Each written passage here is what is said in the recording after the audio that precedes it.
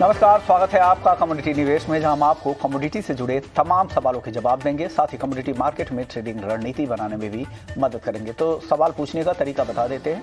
सवाल पूछने का तरीका बेहद ही आसान है। आप हमारे नंबर 9136934058 पर अपने सवाल व्हाट्सएप कर सकते हैं। साथ ही आप हमारे सोशल मीडिया पेज पर भी जाकर अपने सवाल भेज सकते हैं, चाहे वो फेसबुक हो, ट्विटर हो या फिर इंस्टाग्राम पर भी आप अपने सवाल हमें भेज सकते हो और सभी सवालों के जवाब अगले आधे घंटे तक आपको हम देंगे। अगर कोई भी सवाल छूट जाता है तो अगले दिन इसी समय पर आपके सवालों के जवाब देंगे। हमारे साथ दो खास मेहमान हैं। हमारे साथ नवनीत दमानी है मोतीलाल ओसवाल फाइनेंशियल सर्विसेज के, और साथ ही सचिन गुप्ता है चॉइस ब्रोकिंग के। आप दोनों ही मेहमानों का स्वागत है। लेकिन सबसे पहले बात कच्चे तेल की कर लेते हैं। नवनीत जी, जिस तरह से कच्चे तेल की रफ्तार बनी हुई है, हालांकि ऊपरी स्तरों से हल्की नरमी फिलहाल दिख रही है, लेकिन रुख अभी भी तेजी का है। यहां से आपको क्या दिख रहा है? आपको लग रहा है कि $100 अब बहुत दूर नहीं है?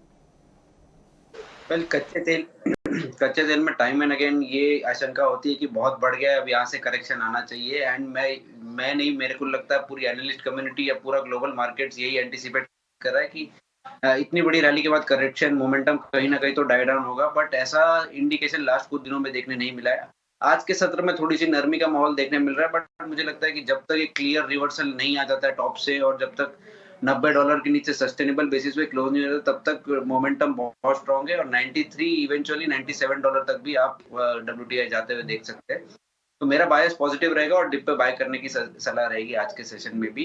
जब तक ये 6730 या इन बेस्ट के 6690 नहीं टूट जाता, बाय ऑन डिप्स का रिकमेंडेशन कंटिन्यू रहेगा। सचिन, आपको क्या लग रहा है, कच्चे तेल में कितनी तेजी आपको यहां से दिख रही है? गुड इवनिंग मुश्मान जी। देखिए, अगर कच्चे तेल की बात करें तो ओवरऑल बायस जो है नो डाउट काफी पॉजिटिव नजर आ रहे हैं, बट जिस तरीके से टेक्निकल चार्ट्स पर हम देख पा रहे हैं, हमें लगता है कि ओवरऑल जो है वो ओवरबॉट टेरिटरी के अंदर जो है क्रूड ऑलरेडी ट्रेड करता हुआ नजर आ रहा है। तो अगर बात करें लॉन्ग टर्म प्रोस्पेक्ट से, तो हो सकता है कि 97-98 तक के भी लेवल्स जो है हमको देखने को मिले, बट आज इंट्राडे प्रोस्पेक्ट से हमें लगता है कि एक स्लाइटली डाउनसाइड मोमेंटम, एक प्रॉफिट बुकिंग जो है वो मार्केट पर हावी हो सकती है। तो बेस्ड ऑन दैट हमें लगता है अप्रोक्सीमेटली 6840-50 के आसपास से एक बार शॉर्ट साइड की पोजीशंस इनिशिएट करना चाहिए। ओवरऑल बायस पॉजिटिव है, तो नो डाउट स्ट्रिक्टली एक स्टॉप लॉस जरूर लेना रहेगा। 6910 का एक स्टॉप लॉस के साथ में शॉर्ट पोजीशंस इनिशिएट कर सकते हैं। डाउनसाइड टारगेट हमें लगता है 6650 तक का इंट्राडे में देखने को मिल सकता है। चलिए कुछ सवाल जवाब भी ले लेते हैं। योगेश जयपुर से, इनके पास क्रूड है 6884 रुपए पे, 6884 पर 2 लॉट है, लॉन्ग कर रखा है। तो नवनीत जी क्या सलाह देंगे इनको? वेल, मैंने जैसे बताया कि बायस मेरा थोड़ा सा पॉजिटिव लग रहा है, और जब तक 6730 आज के सेशन में या 6690 क्लोजिंग बेसिस पे अगले 2 दिन में नहीं टूट जाता है, बायस पॉजिटिव रहेगा और फिर से इनके भाव के आसपास आ सकता है। तो होल्ड करने की स्ट्रेटेजी रहेगी विद मेंशन स्टॉप लॉस। जो स्टॉप लॉस इन्होंने बताया है, उस स्टॉप लॉस को लगाकर आप होल्ड करें इस पोजीशन को। निकेल योगेश जी की 1758 पर लॉन्ग है, क्या करना चाहिए सचिन इनको?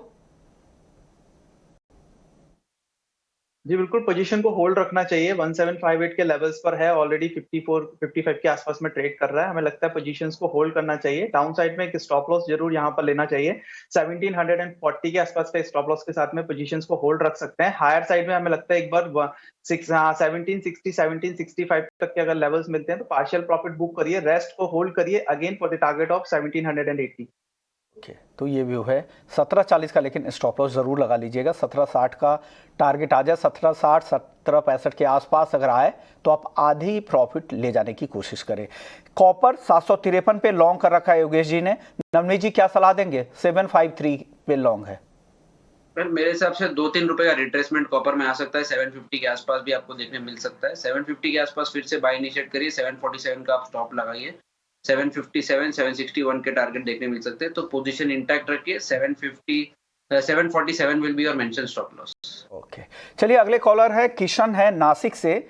इन्होंने चांदी 62,100 रुपए पे खरीद रखी है। सचिन जी क्या करना चाहिए इनको चांदी में? ये चांदी में मुझे लगता है कि इनको अगर लॉन्ग टर्म प्रोस्पेक्ट से ये देख रहे हैं तो डेफिनेटली पोजीशंस को होल्ड करना चाहिए। ऑल्दो अभी प्राइस जो है वो 61,400-500 के आसपास चल रहे हैं।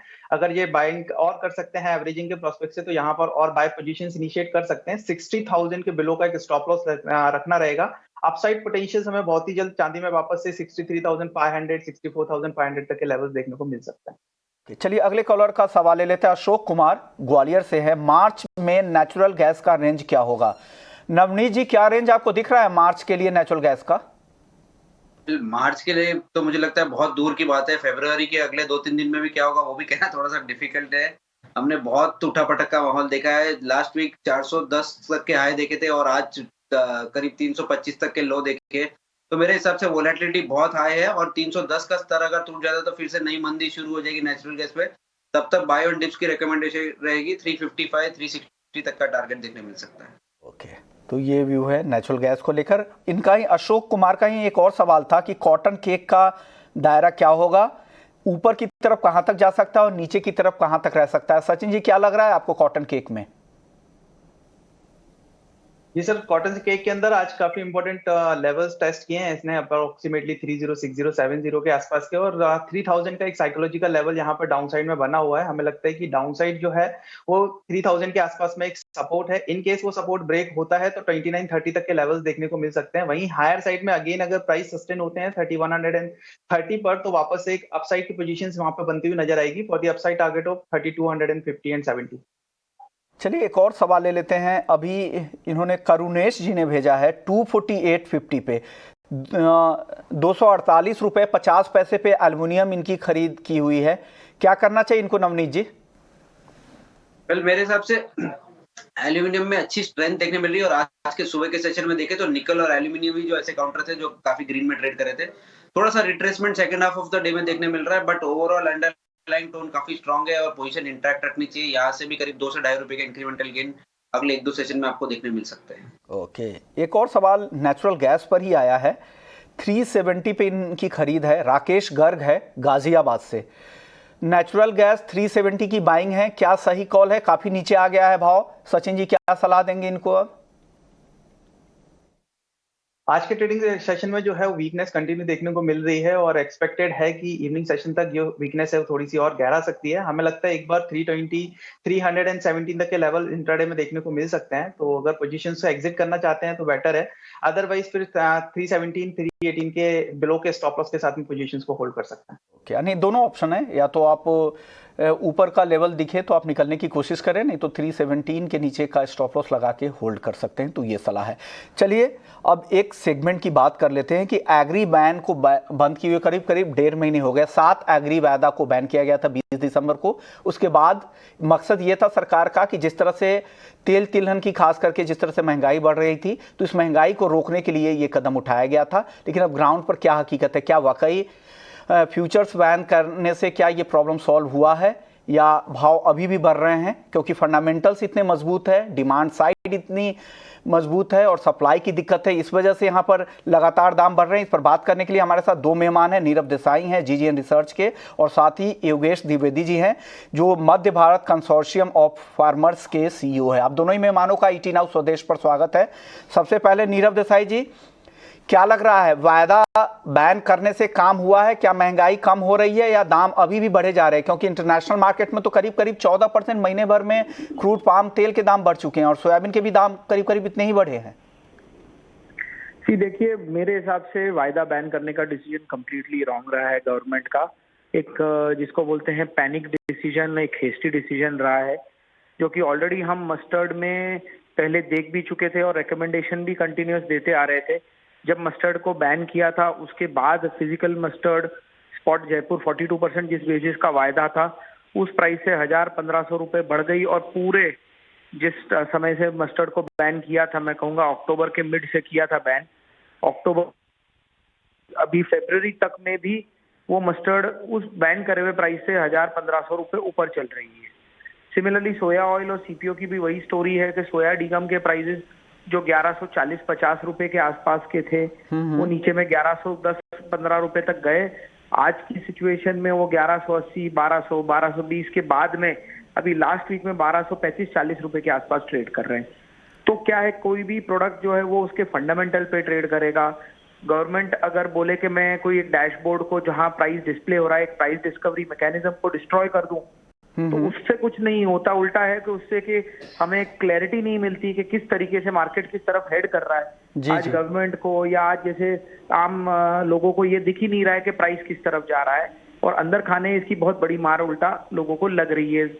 सिमिलर पाम में भी ऐसा हुआ है। सो बेसिक बहुत ही गलत डिसीजन ये रहा है, और ये करने के बजाय सरकार को अपनी कोई नीति, चाहे वो प्राइस डिस्ट्रीब्यूशन सिस्टम से सस्ता तेल गरीब जनता को पहुंचाते या कोई दूसरा तरीके का विकल्प ढूंढते, पर ये मतलब कुछ भी जिसको बोलेंगे कि पैरालिसिस ऑफ एनालिसिस कर दिया गया है कि कोई जिससे कोई आज वायदे व कारोबार से कोई सप्लाई एंड डिमांड में चेंज नहीं आता है। वो तो आज कहीं हमारे पास इंपोर्ट बढ़ेगा, प्रोडक्शन बढ़ेगा या कंजम्पशन घटेगा तो ही उसमें चेंज आएगा। सो ये बात है। जी जी, यानी वायदा बैन से अब तक कोई खास फायदा नहीं मिल रहा है। सरसों में हालांकि जो पिछले एक महीने में कुछ गिरावट आई भी है, तो उसकी वजह यह है कि इस साल बम्पर बुआई है और अब धीरे धीरे आवक भी शुरू हो चुकी है। ये एक वजह है, ये वजह नहीं है कि वायदा बैन हो गए हैं इस वजह से दाम गिर रहा है। नहीं तो इंटरनेशनल मार्केट में फंडामेंटल्स इतने मजबूत है, सप्लाई साइड की दिक्कतें हैं और हम इंपोर्ट पर निर्भर है। तो इंपोर्ट अगर इंटरनेशनल मार्केट में दाम ज्यादा है तो वायदा से तो कुछ होगा नहीं, तो भाव वैसे ही ऊपर जाएंगे। सर, इसके बाद क्या तैयारी है? क्या आप लोगों ने आप लोग किसी संगठन के जरिए या एक ब्रोकरेज हाउस के जरिए आप लोगों ने कुछ चिट्ठी वगैरह लिखी है कि वायदा बैन वापस से शुरू किया जाए, या एक साल तक आप लोग इंतजार करेंगे कि वापस से उसके बाद ही शुरू हो? नहीं, ऑलरेडी संगठन ने मस्टर्ड फ्यूचर्स चालू करने का एसीए ने एक लेटर सरकार को, सेबी को भेजा है, क्योंकि उनको लगता है कि किसान की एक बहुत बड़ी क्रॉप आ रही है और मस्टर्ड की इस बार रिकॉर्ड क्रॉप है। जो मस्टर्ड की क्रॉप 60-70 लाख टन रहा करती थी, वो पिछले साल हमने अबाउट 80-85 लाख टन की पैदावार हुई है, और इस साल वो करीब 100 लाख टन से ऊपर कहीं भी जाने की सिचुएशन दिख रही है। इतनी बड़ी क्रॉप आने पे आज ये सब मार्केट्स का होना जरूरी है, क्योंकि आज कई लोग हैं जो इसमें डिलीवरी देके और अपने कार्गो को जो पैनिक से नहीं बेचना चाहते हैं, वो चीज होती है। कई लोग हैं जो इसमें स्टॉक करके और सामने फ्यूचर्स बेचते हैं। कई लोग हैं जो बहुत रिमोटली बैठे हैं, जो फ्यूचर्स में ही लेते हैं, जो इनडायरेक्टली सपोर्ट अपने फिजिकल मार्केट को देता है। तो ये तरीके की इतनी बड़ी फसल को संभालने के लिए हमको अलग अलग डेरिवेटिव प्रोडक्ट्स चाहिए रहते हैं, जिससे कि इतनी बड़ी किसान की फसल आके पैनिक में बिक जाए और बाद में ऑफ सीजन में उसका भाव बढ़ जाए तो किसान का बहुत बड़ा नुकसान हो जाएगा। और वायदा का मकसद ही यही था कि बेहतर प्राइस डिस्कवरी हो, एक इंडिकेटिव प्राइस किसानों को मिले, क्योंकि कई सारे किसान ऑप्शंस के जरिए, एफपीओ के जरिए इसमें भागीदारी कर रहे थे। धीरे धीरे उनकी भागीदारी साल दर साल बढ़ती जा रही थी, लेकिन अब वो अगर ऑप्शंस भी बंद हो गए तो वो रास्ता भी बंद हो गया है। सर, ये कोई एक तरीका हो सकता है कि अगर फ्यूचर्स ना रहे, ऑप्शंस कुछ एग्री कमोडिटी की शुरू की जाए और उसकी अंडरलाइंग स्पॉट मार्केट हो, ऐसी कुछ व्यवस्था हो सकती है? डेफिनेटली कि ऑप्शंस भी चालू करें तो उसमें कोई तकलीफ नहीं है। तो मेरा रिकमेंडेशन ये रहेगा कि ऑप्शंस चालू करने के बाद में अगर फ्यूचर्स भी धीरे धीरे चालू करा जाए तो बेटर है, क्योंकि उसके लिए ऑप्शंस के लिए फ्यूचर्स का बेस भी बेनिफिशियल रहता है। बट अगर हम ऑप्शन से भी शुरू करना चाहें तो कोई बुराई नहीं है, तो ऑप्शंस के बेसिस से हम चालू करें। पर फिर वही रिपीटेडली मैं बोलूंगा कि ये तो एक तरीके का एक डैशबोर्ड है, एक तरीके का प्राइस डिस्कवरी मैकेनिज्म है। इसको कोई प्राइस की तेजी मंदी से लेना देना नहीं है। ये तो बता रहा है कि कितनी तेजी और मंदी है। सो इससे पॉइंट कहीं ना कहीं फंडामेंटल चीज गवर्नमेंट को, सेबी को समझना जरूरी है कि इससे कोई लेना देना फिजिकल मार्केट में प्राइस बढ़ने से घटने से नहीं होता है। ये तो सप्लाई एंड डिमांड के ऊपर से चलता है, ये बात है। ओके, शुक्रिया नीरव जी, आपने वक्त निकाला और एक अहम राय रखी अपनी। चलिए योगेश द्विवेदी साहब, ये योगेश जी, क्या लग रहा है वायदा बैन के बाद से किसानों को कितनी दिक्कतें हो रही है? क्योंकि सोयाबीन की फसल आनी शुरू हो गई, सोयाबीन के अराइवल के टाइम ही इसे बैन करने का फैसला लिया गया है, तो इसे कितना बड़ा सेटबैक था? एक एपीओज की तरफ से आप क्या राय देंगे और सरकार से आप लोग अब क्या मांग कर रहे हैं कि इसे जल्द से जल्द शुरू की जाए? देखिए, अभी हम लोग सोयाबीन का काम कर रहे थे और इनफैक्ट ट्रेडिंग चल रहा था। हमारे यहाँ बहुत सारे किसानों ने, चूंकि पिछले साल भाव काफी अच्छा हो गया था, तो उन लोगों ने कुछ सोयाबीन स्टोर करके रखा हुआ है अपने घरों में कि बेच नहीं रहे, और वो थोड़ा थोड़ा निकाल रहे थे। और अभी पिछले 4-5 दिनों से ये हुआ कि जो भी हमारे बायर थे वो पीछे हट रहे हैं, बिकॉज सरकार ने स्टॉक लिमिट भी लगा दिया है। तो इसलिए वो लोग जो है आगे नहीं आ पा रहे हैं। उनका ये है कि हम अब खरीदी ज्यादा नहीं कर सकते हैं बिकॉज जो इस तरह का। तो इस अल्टीमेटली हमने अभी हमारा खुद का जो हमारे यहाँ पे हम लोग किसानों से अभी परचेज कर रहे थे वो रोकना पड़ गया है। तो ये थोड़ा सा एक इशू है, इनफैक्ट जो दिक्कत है हो रही है, क्योंकि ये जो सरकार प्राइस डाउन करने के लिए, इनफैक्ट जो आइल्स जो है उसका जो इसका प्राइस कम करने के लिए जो कोशिश कर रही है, उसमें ये जो प्रयास है ये शायद इसमें थोड़ी दिक्कतें तो है, क्योंकि अगर आप किसानों को बेहतर मूल्य दिलाना चाहते हैं तो ये जो तरीका है उस पर थोड़ा सा विचार करने का आवश्यकता है, ऐसा मेरे को लग रहा है। और जैसा अभी हमारे जो प्रीवियस जो हमारे स्पीकर थे, जो वक्ता थे, वो बोल रहे थे कि जो स्वयं हमारी सरसों का फसल है वो पूरे देश में काफी बड़े मात्रा में लगी हुई है। मध्य प्रदेश में अभी हम देख रहे हैं हमारा ऐसा कोई किसान नहीं है जिसने सरसों न लगाया, थोड़ी बहुत मात्रा विकास, कम से कम उनका ये कि तेल खुद के लिए भी हो प्लस बेचने के लिए कुछ हो। तो अगर ये अगर आपने इसको स्टॉक लिमिट और साथ में जो ऑक्शन फ्यूचर और इसमें बंद करके आप रखेंगे तो इससे बहुत जो है कहना चाहिए कोलैप्स होने का संभावना है, और अल्टीमेटली फार्मरों को के हित में ये नहीं होगा। तो हमें कंज्यूमर और फार्मर दोनों ही पहलुओं पर सरकार को देखने की जरूरत है। केवल एक को बचाने के लिए दूसरे का बड़ा नुकसान ना हो जाए, वो हमारा रिक्वेस्ट है सरकार से कि इस मामले को उस हिसाब से देखा जाना चाहिए। शुक्रिया योगेश जी, आपने वक्त निकाला और बताया कि कितना जरूरी है। किसान संगठन, किसान भी एफपीओज के जरिए, ऑप्शंस के जरिए यहाँ पर वायदा बाजार में भागीदारी कर रहे थे और धीरे धीरे इनको फायदा मिल रहा था। एक बेहतर प्राइस डिस्कवरी दिख रही थी, इंडिकेटिव प्राइस के तौर पर वो वायदा बाजार एग्री एक्सचेंज का इस्तेमाल भी करते हैं। शुक्रिया योगेश जी। चलिए अब आगे बढ़ते हैं, वापस से कुछ और दर्शकों के सवाल ले लेते हैं। कई दर्शक अपने सवाल भेज रहे हैं। बासा शामली है, निकेल इन्होंने बाई कर रखा है 1772 रुपये 90 पैसे में। सचिन जी, क्या करना चाहिए इनको? 1772 पे इनकी बाइंग है, क्या करें अब? काफी ऊपर के लेवल पे इन्होंने बाय पोजीशंस बनाई हुई हैं, नो डाउट। ओवरऑल अगर देखा जाए तो वॉलेटिलिटी काफी ज्यादा है निकल में, और बायस जो है वो भी पॉजिटिव साइड के ही नजर आ रहे हैं। पोजीशंस को होल्ड कर सकते हैं, बट काफी ऊपर की पोजीशंस हैं, तो सजेशन ये रहेगा कि अगर एवरेज कर सकते हैं करंट मार्केट प्राइस पे भी, तो एक बार पोजीशंस में एवरेज कर लीजिए, सो दैट एक अच्छा खासा एवरेज प्राइस यहाँ पर देखने को मिल सकता है। और अगेन वापस से प्राइसेस अगर 1780-85 के आसपास में आते हैं तो वहां पर प्रॉफिट बुक कर सकते हैं। तो ये व्यू है आपके लिए। चलिए अगले दर्शक है, कॉटन के बारे में जानना चाह रहे हैं। राकेश सिंगल जी हैं मेरठ से। कॉटन पर आपका आउटलुक क्या है? कॉटन आप ट्रैक करते हैं नवनीत जी? नहीं जी, मैं बहुत डेडिकेटली कॉपर नहीं ट्रैक करता हूं। आप क्वेश्चन स्किप कर सकते हैं। जी, कॉटन के बारे में बताइए। राकेश सिंगल जी ये स्पॉट के ट्रेडर है, ये जानना चाह रहे हैं कॉटन पर आपकी राय। जी बिल्कुल सर, कॉटन में अगर देखा जाए लाइक फंडामेंटल प्रोस्पेक्ट से तो उत्पादन की लाइक कमी की आशंका है, जिसके चलते जो है प्राइसेस को एक सपोर्ट मिल रहा है। साथ ही साथ में कहीं ना कहीं एक्सपेक्टेड है कि जो एक्सपोर्ट डिमांड है वो इंक्रीज हो सकती है। तो ओवरऑल अगर देखा जाए फंडामेंटल प्रोस्पेक्ट से तो एक पॉजिटिव साइड मोमेंटम जहां पर नजर आ रहा है। बट टेक्निकल चार्ट्स पर हमने जो है हायर लेवल से पिछले 2 से 3 ट्रेडिंग सेशन में जो है एक वीकनेस आती हुई नजर आई है। बट हमें लगता है कि डाउन साइड जो है वो काफी ज्यादा कैप्ड है। डाउन साइड में अगर बात करें लेवल्स की तो अप्रोक्सीमेटली 36,800 के आसपास के लेवल्स जो है वो डाउन साइड में एक्सपेक्टेड है।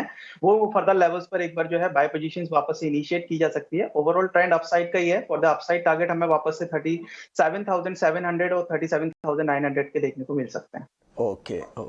चलिए नवनीत जी, अगर आप कॉटन नहीं तो कॉपर जरूर करते होंगे। एक दर्शक कॉपर पर जानना चाह रहे हैं, क्रिश हैं दिल्ली से। कॉपर पर आपका व्यू क्या होगा? कॉपर कहाँ जाता दिख रहा है आपको यहाँ से?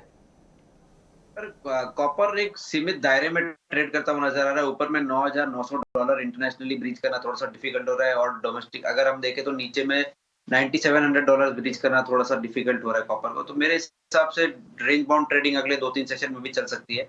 फिलहाल शॉर्ट टर्म के लिहाज से अगर मैं बात करूं तो 750 के आसपास आए कॉपर तो आप बाय करने की स्ट्रेटेजी बना सकते हैं। 757 का आप टारगेट रख सकते हैं। 747 का आपका स्टॉप लॉस रहेगा। बाय ऑन डिप्स का recommendation. Okay, buy on dips की स्ट्रेटजी के साथ आप काम कर सकते हैं कॉपर में। चलिए अगले दर्शक महेश है हैदराबाद से। गोल्ड और सिल्वर दोनों पर राय जानना चाह रहे थे। सचिन, गोल्ड और सिल्वर क्या लग रहा है? गोल्ड में तो आज अच्छी तेजी दिख रही है, चांदी भी काफी अच्छी तेजी दिखा रही है, क्या करना चाहिए आज इनको?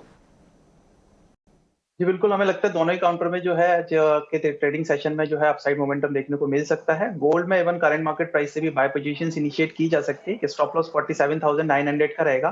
हायर साइड में हमें लगता है एक बार 48,350 48,400 तक के टारगेट जो है वो गोल्ड में यहाँ पर देखने को मिल सकते हैं। साथ ही साथ अगर सिल्वर की बात करें तो एक रेंज में फंसा हुआ था, 61,200 300 के आसपास के लेवल्स आते थे, फिर वापस से एक सेलिंग प्रेशर देखने को मिलता था। आज के ट्रेडिंग सेशन में अभी 61,550 600 के आसपास में ट्रेड हो रहा है। हमें लगता है वो लेवल्स जो है आज ब्रेक हुए हैं, तो बाय साइड की पोजीशंस लेना चाहिए। 61,550 के आसपास में प्राइस चल रहा है, करंट मार्केट प्राइस से भी बाय पोजीशंस इनिशिएट कर सकते हैं। 61,100 का एक स्टॉप लॉस लेना रहेगा। हायर साइड हमें लगता है 62,300 62,400 तक के टारगेट सिल्वर में देखने को मिल सकते हैं। 62,300 62,400 के टारगेट चांदी में आपको दिख सकते हैं। गोल्ड पर नवनीत जी आपका व्यू क्या होगा? जी, मेरा भी स्टांस थोड़ा सा पॉजिटिव है और मैं बाय ऑन डिप्स की स्ट्रेटेजी रखता हूँ गोल्ड में भी। 48,000 के आसपास मेरा बाय करने का लेवल रहेगा। 47,850 का आप स्टॉप रख सकते हैं एंड 48,250 48,400 तक के टारगेट बहुत जल्द देखने मिल सकते हैं। बायस्ड काफी दिनों के बाद में नॉन फॉर्म पेरोल डेटा जब डाइजेस्ट कर चुका है मार्केट, या आपका यूक्रेन रशिया जो कंसर्न चल रहे हैं उसको भी मार्केट कहीं ना कहीं डाइजेस्ट कर चुका है और उसके बाद में एक तेजी का रुख फिर से दिखा रहा है। तो बायस $1840 तक जाने की फुल पॉसिबिलिटी दिखा रहा है कॉमेक्स पे, और इसलिए 400 से 500 रुपए का इजाफा डोमेस्टिक लेवल पे भी देख सकते हैं। ओके, तो ये बायस्ड पॉजिटिव ही है गोल्ड और सिल्वर को लेकर। और चांदी को लेकर आपका टारगेट नवनीत जी क्या है? चांदी थोड़ा सा डिसअपॉइंट करता हुआ नजर आ रहा है, और जब सेलिंग आ रही है उसमें तो काफी इंटेंस सेलिंग आ रही है। शायद बेस मेटल्स के साथ साथ तो उसमें भी थोड़ा सा नरमी का रुख देखने मिल रहा है। मैं बाय ऑन डिप करना चाहूंगा। फिलहाल करंट लेवल पे मैं थोड़ा सा अनकंफर्टेबल हूँ रिस्क रिवॉर्ड पैरामीटर से। 61,200 के आसपास एंट्री करनी चाहिए। 60,900 का आप स्टॉप लगाइए। 61,800 62,200 ये टारगेट आपको देखने मिल सकता है। ओके, चलिए अब अगले दर्शक गुरु प्रेम हैं, कॉटन पर जाना चाह रहे थे कि कॉटन का फ्यूचर्स कैसा लग रहा है और भाव फ्यूचर्स में कैसे रह सकते हैं आगे। सचिन, क्या लग रहा है कॉटन में? जी सर, जैसे कि हमने बताया कि थोड़ा सा डिप आ सकता है, बट डाउनसाइड जो है वो काफी कैप्ड रहेगी। तो डाउनसाइड में अगर 36,800 36,900 तक के लेवल्स जो है वो एक्सपेक्टेड हैं, वो फर्दर लेवल से वापस से बाय इनिशिएट किया जा सकता है for the upside target of 37,700 और 900 के लिए। ओके, तो ये व्यू है कॉटन को लेकर गुरु प्रेम जी के लिए। चलिए अब आगे बढ़ते हैं और कुछ बेस मेटल्स पे वापस से नजर डाल लेते हैं। एल्युमिनियम और निकेल आज के सत्र में अच्छी तेजी दिखा रहे हैं। एल्युमिनियम को लेकर नवनीत जी क्या व्यू है, आपको क्या लग रहा है, कितनी तेजी और आपको यहाँ से दिख रही है एल्युमिनियम में? मुझे लग रहा है कि निकल और एल्यूमिनियम में दोनों काफी स्ट्रॉन्ग काउंटर है और आज काफी होल्ड करते हुए नजर आ रहे हैं निचले लेवल से भी तेजी। तो बाय ऑन डिप्स का रेकमेंडेशन एल्यूमिनियम में रहेगा और मुझे लगता है कि 251 252 तक के स्तर आपको एल्यूमिनियम में देखने मिल सकते हैं। तो फिलहाल के लेवल पे भी बाय कर सकते हैं, या अगर 50 पैसा नीचे मिले तो भी बाय करने की स्ट्रेटेजी रहेगी और 251 252 का टारगेट रह सकते हैं। यानी 251 252 के टारगेट के लिए आपको नीचे का अगर वेट करें, अगर डिप पे मिले तो ज़्यादा अच्छा है। रिस्क रिवॉर्ड के हिसाब से आप एल्युमिनियम खरीद सकते हैं। सचिन, आपकी टॉप पिक बेस मेटल्स में आज? बेस मेटल्स में हमारी टॉप पिक आज निकल में रहेगी, बिकॉज काफी अच्छा परफॉर्म करते हुए नजर आ रहा है। हमें लगता है एक बार डिप साइड में 1747 48 के लेवल्स मिलते हैं तो बाय इनिशिएट कर सकते हैं। 1740 का एक स्टॉप लॉस रहेगा। हायर साइड टारगेट हमें लगता है 1760 1765 तक के देख सकते हैं। यानी इनकी निकल है 1760 1765 के टारगेट इनको लग रहा है कि निकल में आ सकता है। चलिए अब स्पाइसेस की बात कर लेते हैं जहां पर जबरदस्त रफ्तार है। जीरा, धनिया और हल्दी। हालांकि हल्दी में आज रेंज बाउंड कारोबार है, लेकिन धनिया शुरुआती कारोबार में काफ़ी अच्छी तेजी थी, लेकिन अब ऊपर के लेवल से थोड़ी प्रॉफिट बुकिंग आई है। जीरा और धनिया दोनों में क्या पसंद आ रहा है आपको सचिन?